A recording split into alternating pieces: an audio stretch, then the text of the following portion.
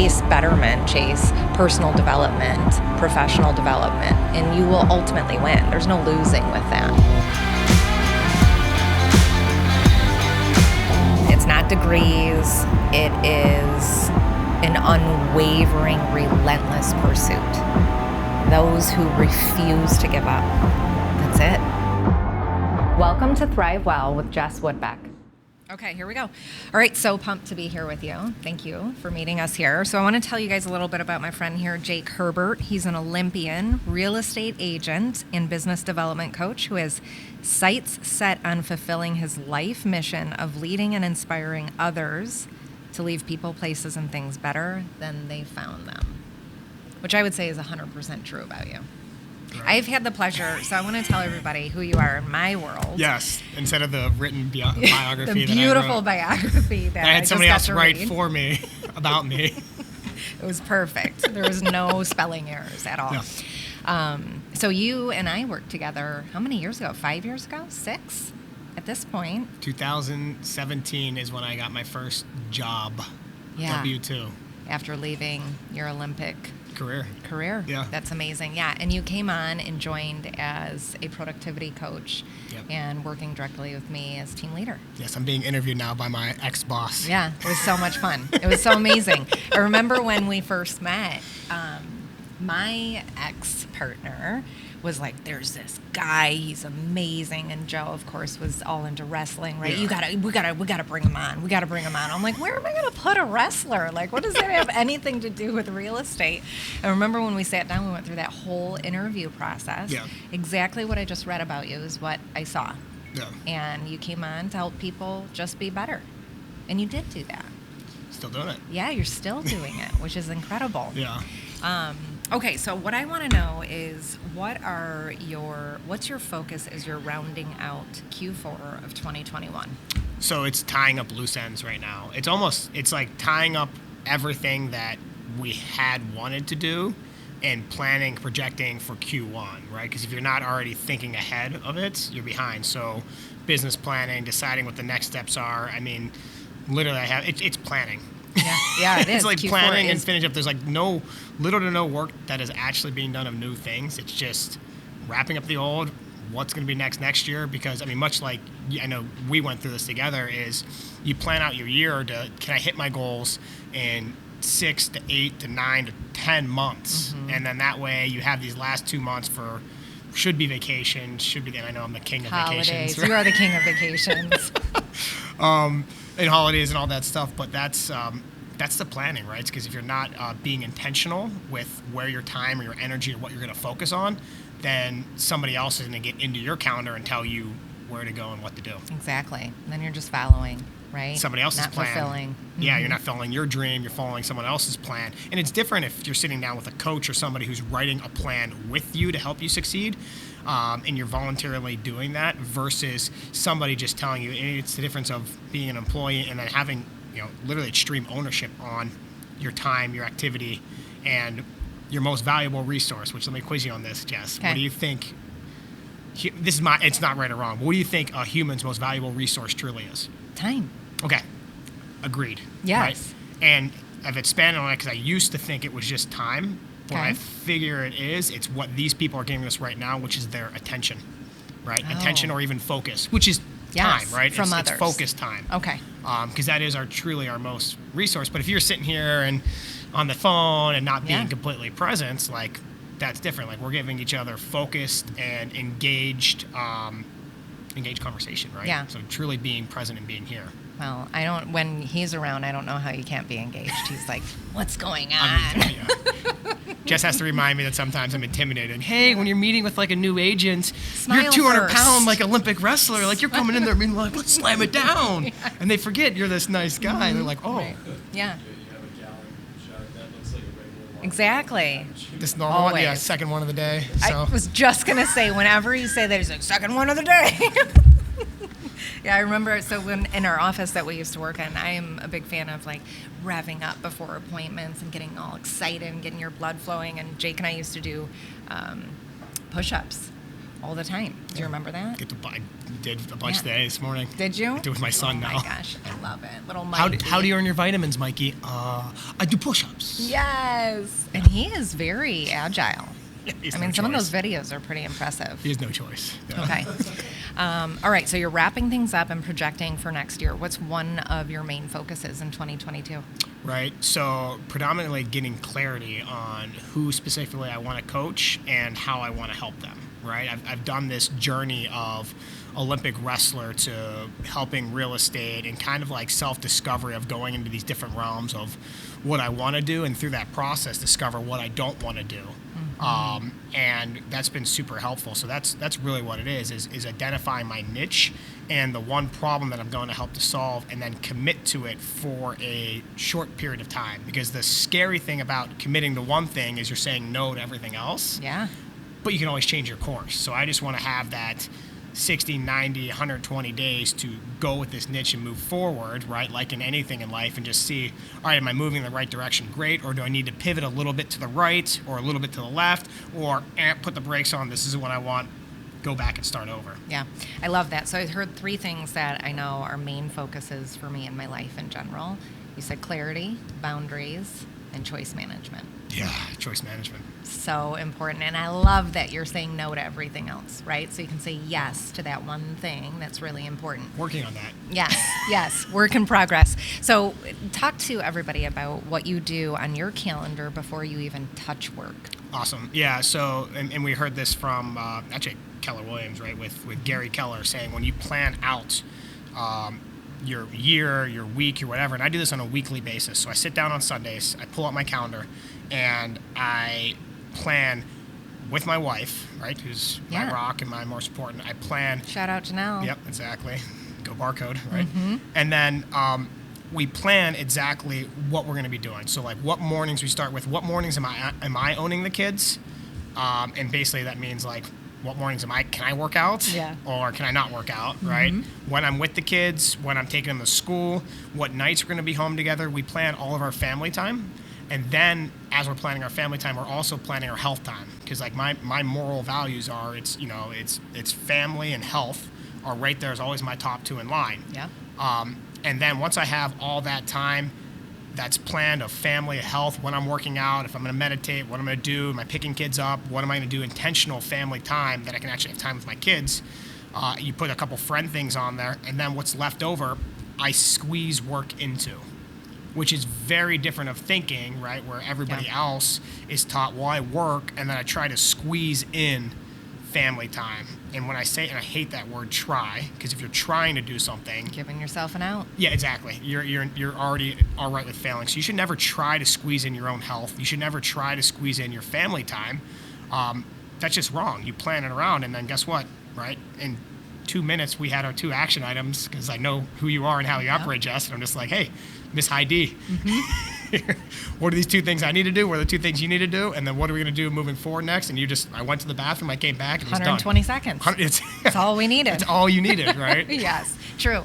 And what I love most about that, I've been challenged in the last couple of years to challenge the ideology of family first, which, for me is such a big one. Yeah, it's everything. It's everything. I mean, I even follow a hashtag on it. It's everything to me. Yeah. And I had a mentor about 3 years ago challenge me to say, no. If you don't have your health, do you still have your family? Yeah. If you don't have your mind, do you still have your family? What can you do for them if you don't have those 2 things? Yes. And it took me almost a year to wrap myself around that and then deprogram, right? Deprogram the excuses of like, well, this day I can't work out, right? Because I've got the kids. Yeah. This day I can't do my meditation because I've got this to do, yeah. right? And really realizing like, no, we both have, my husband and I, right? We both have to take the time to get that in first. And plan it. No matter what. Yeah. Yes, absolutely. And you do have to plan. Well, otherwise those distractions or obligations take precedence, right? So the example I'll give the people out here listening in is, you like get geared up for vacation, and this is me, right? Oh, I'm going to the week to the lake house with the parents. I'm going to bring 3 of those books I'll have to finish since I'm not working, and then I'm going to finish doing this old tax thing, and then this business plan I'll write up, and I get there and I actually do less than I would during a work week. Yeah. Right. Like who hasn't that happened to? Right. Well, it's because you're not intentionally planning that, right? You don't have those time blocks, those time periods in. And I had a good friend, Mark Hilbert, tell me that he treats his vacations and his time blocking on there just the same. Like, hey, if he wants to earn that vacation time, well, he's up in the morning, I have to do this and this before I can experience that boat ride or do this thing, which gets him to focus on being in that. And then you feel so much rewarded. So much. Yeah. We do that with health. Yeah. Not so much that I could work on the books and the business plan, but with the health thing, definitely. Yeah. Like, you can't go to the beach until you get it in. No, and that's been fun watching your journey on that too, because what you've been doing now is, yeah, our kids aren't able to participate in all of it, but they're seeing you and they're participating in some of it. And you've had to probably wrap your mind around, well, yes, I got to get my workout in. And it's like, yesterday I went for a 12-minute run. I got back and stretched a little bit, and then all of a sudden, pitter-patter up the stairs, and there's Mikey in there, and I was like, all right, I was going to do this workout, and my son's here, and he wants to play like horsey. Yep. So right. So jump on. Yeah, I'm going to do the push-ups with you on my back. Exactly. Yeah. Right, and he sees that, and he does a lot, and I know I'm not getting my 100% intense workout, but I'm getting something, which is always better than nothing. Yes, Which I think totally most people agree. are so... They'll choose, Or right? nothing. Or use it as an excuse as to, like, well, I couldn't because of. Yeah. So that's where those small goals come into play. James Clear, Atomic Micro Habits. wins. Yes. That's my favorite thing, right? Like reframing. For me, I had to really reframe what a workout was. Where 100 push-ups in a day, I have to reframe that as a workout. Yep. Versus the all-out gym session. Exactly. Yeah. Which is smart. I mean, you're ebbing and flowing with what health means at any given moment. Yeah. But you're still getting it in. Yeah, so there's a book I just got, I haven't read it yet though, The Joy of Movement, which talks about, well, what if you just stopped using the word workout? And you just said, instead of I worked out today, I went rollerblading, or I walked this amount of steps, or I did this, or I did that. Moved. Like, Yeah. Just move your So, body. yeah, And figure your it out. mind Yeah. in some way. Okay, so you've mentioned, obviously, you can hear that Jake loves to read. And is one thing from working together that I certainly was able to learn from you was just the love of reading, an insatiable desire to grow. Yes. I definitely have those things, but you encouraged a lot more reading in my life. So I read a lot more because of you, sir. So thank you. What's your top 2 favorites? Books? Oh my gosh, there's so many. If I were extreme dictatorship of the world, like, and I like got to be it, and I would 100% make everybody read Extreme Ownership by Jocko Wilkins. So good. I just believe the world would be such a better place with that. Totally agree. Yeah, that one changed my world. And there's so many. Rich Dad Poor Dad was an awesome one that started me on my learning journey. The Art of Learning was awesome because once you learn how you learn is huge by Josh Whiteskin. There's so many different other ones. Man's Search for Meaning by Viktor Frankl. Like, if you're feeling like, oh, things are too easy or I things hard, go read that book, right? Because when you're reading it, you're borrowing somebody's brain. Like, I can if I wanted to. Like, most people aren't going to get an hour of Tony Robbins' time unless you have $80,000 or some sort of connection to him. But guess what? You can get inside of his brain now that we have it with his books, with his podcasts, with his things, and just Tony Robbins was my best friend at some point, and he's never met me yet. Right. Tony Robbins was my best friend at some point. At some point in my life, he was one of my best friends, right? Like, I love that. He was up there. I love that. Yeah. I am, I'm obsessed with culture and in a space for people to grow. So right now, one of my favorites is I Love It There. I Love It There. By Clint Pulver. Really, really good. He's a millennial. He went undercover. I mean, we're millennials because we're the same age. Keep telling yourself that, yeah. He went undercover into all of these businesses and interviewed thousands of employees to get a sense of what created a place of belonging for people. Yeah. And then he put it all into a book, and he's helped hundreds and hundreds Thousands of at that businesses. point. Yeah. Did you the one that recommended me The Defining Decade? Was the other I don't one think like that so. too? By Megan something? That was one of those because we were interviewing so many 20-year-olds or 20, your 20s are scary. You think you 20-year-olds out there right now? think you know. Think you know what's going on? You don't. I didn't. I thought I did. Running this podcast Right? You is don't. fine. The ones that are self-aware are ahead of it. Congratulations on that, Ryan. Yes. Congratulations. We're so proud of you. Yeah, being ahead of the curve. Yeah. Yeah, Yes. exactly. It's true. It is true. But it's so tough, and it's so different now, right? Like, you guys have it so much different than when had we it. grew up. Yeah, see? It's working. I just keep there when affirming we it. I grow keep up. affirming it. Yes, right. Jump I wanted on to in. look up a couple more books. But so talk to me about what your coaching clients experience when they're working with you. Change. right? You encourage change and growth. Maybe it's positive, maybe it's negative, because again, sometimes you got to burn yourself down to get up, and then extreme accountability. It's really, really hard to sit here every week and have a conversation with me or to inject Jake in your life, right? Which is not for everybody. Yep. But those who choose to have it are going to end up better. But just like anything, it takes a little bit of work. Sometimes you have to peel some rust off or get rid of some things or change and grow into who you are. I mean, that was a hard thing for me to do, is recognize I'm not the same person I was in high school, right? I'm very, very, I'm so different than I was now, but none of us were the same people we were 3 months or 3 years ago, right? Yep. So if you want better change, you need to surround yourself by better people who are willing to help and support that at all cost. Yeah. So, and what do you encourage people to do when they're in environments or surrounded by folks that are not necessarily engaging their growth or like-minded? I'm weird, so I have this quote list. Okay. And it's called The Best Quotes I Ever Have. And one of the second ones I just put in here yesterday was, I have never seen someone constantly stick to positive habits in a negative environment. Right? And that right now, here's another one. Right now, your environment makes your bad habits easier and good habits harder. Change your environment and you can change the outcome.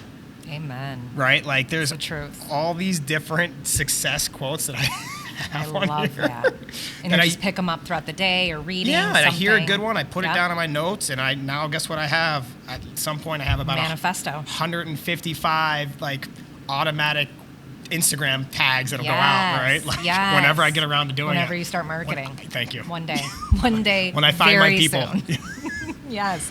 Well, that reminds me of my favorite book, and I just pulled it up to give you the name, Motivation Manifesto by Brendan Burchard. Okay. Incredible. I've never read this one. Oh, I think you'll like it. Yes. A lot. It's simple, it's clear, it sticks to principles of what would take you from, I would say, average and victim mindset to excellent. Yeah. That's the hardest part, is being a coach, is meeting people where they are. Yeah. Right? It's been my biggest challenge, meeting them where they are instead of just being like, get up here. Like somebody just told me once, George Bryant, who did our keynote speak last weekend, he's awesome. He does this thing on the customer journey, but he says he leads from the middle, which he got in trouble for a lot in the Navy and Special Forces because they want you leading from the front. But he's like, I want to lead from the middle so I can push people forward and then pull those ones up from behind, which I thought was a great way of looking at that too. I love that. Right? Yeah. Like, I never thought about it that way. Yeah. That's interesting, because I think it ebbs and flows based on what's needed. And I was personally in a position recently where I physically was literally in front of the pack. Yeah. We were hiking a mountain. And some of my crew was very tired. Their knees hurt, their legs hurt, and granted, all of us were hurting. Yeah. It was a very long hike. It was about 8 hours. And I had to check myself. Do I stay back with a couple of folks that needed help, or do I spearhead forward and lead the way and keep the pace? Yeah. So we get down this freaking mountain and don't stop and run out of daylight and all of that. And I had to checkpoint myself a few times, because when I'm just going, I'm gone, right? That's it. Keep up, let's go. Get out of Jess's way when she's going, But I did make sure that there was people together that could help one another, and that we were keeping pace, that they had enough to go, we got to keep up. Well, that's the hard part of leadership, is there's no right or wrong answer, right? Yes, is the right thing to do to go back and make sure they're covered and good? Yes. Is the right thing to do to stay ahead and lead by example? Yes. Right. Right? So there's no right answer, which makes leadership a challenging journey, which is why it's not for everybody. Yeah.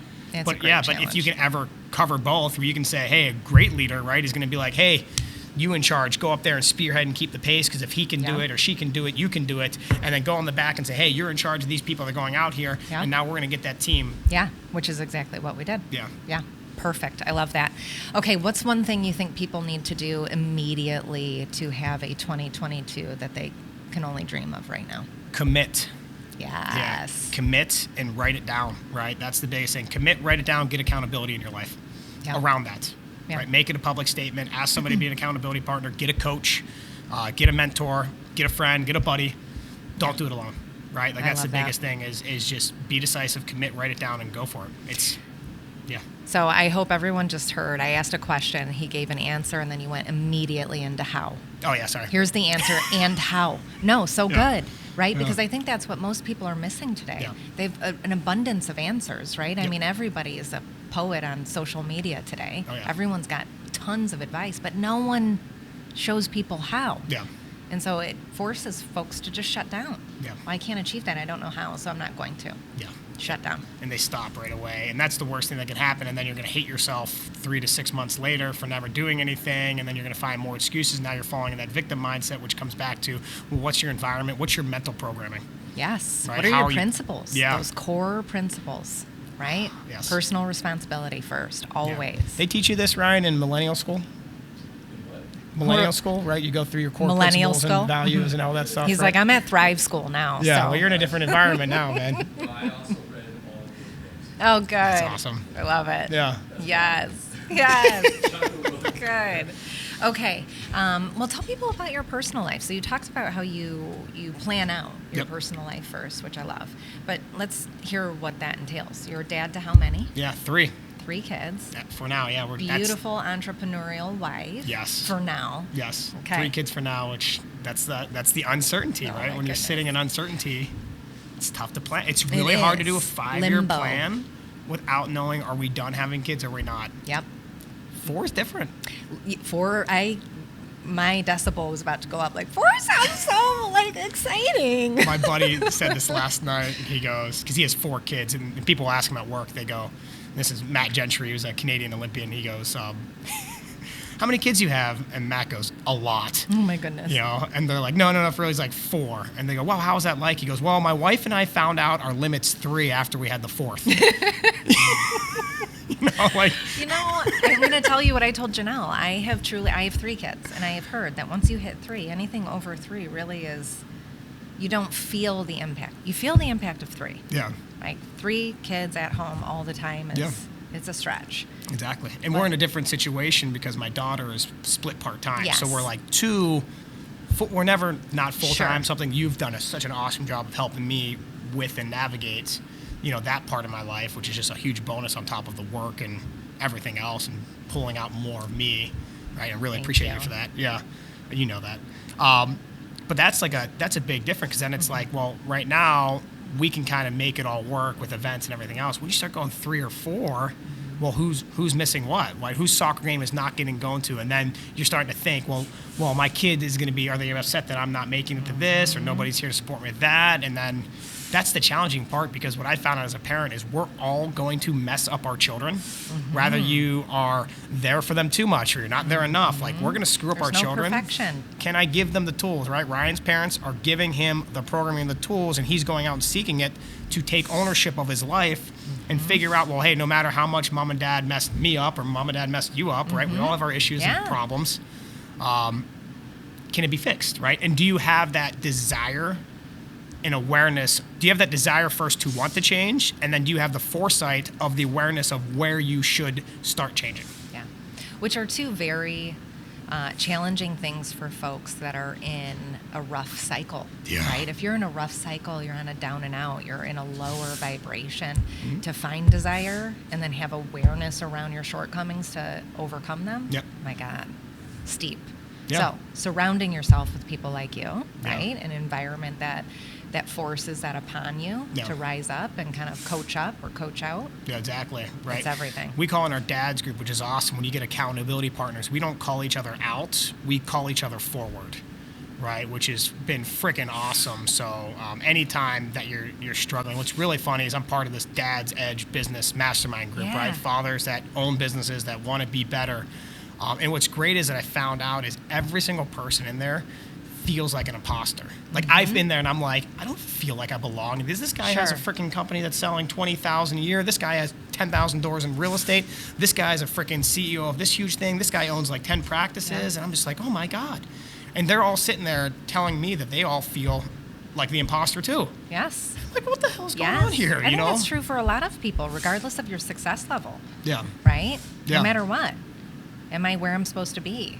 Am I who I'm supposed to be? Yeah, how Do am I I here? deserve to be here? Yes, right. It's so normal. So when you have that group and that environment created of that psychological safety that you know that, hey, you can come forward with whatever the hell you want to know. I mean, I had men that I just sat down and met them like, hey, why are you here? And they're like, I had an affair on my wife, or my wife had an affair on me, and I want to get better for it. And just Wow. like, oh, Yeah, hey. just straight vulnerability. Yeah, we're going right to that, right? Wow, Like, that's phenomenal. that's so powerful. But some of the changes that these guys made in a weekend Yeah. was more than they were able to make. I mean, there's one guy that was holding on for like 5 years ago. His wife had an affair, and he still was trying to figure it out. Yes. And that one weekend of being there, Amazing. yeah, Stress right? Just cycle some conversations, complete. yeah. Amazing. And that's, I mean, again, back to the power of your environment, the Yes. people that you surround yourself with. Yeah. It makes or breaks anything you're looking to do. Yes.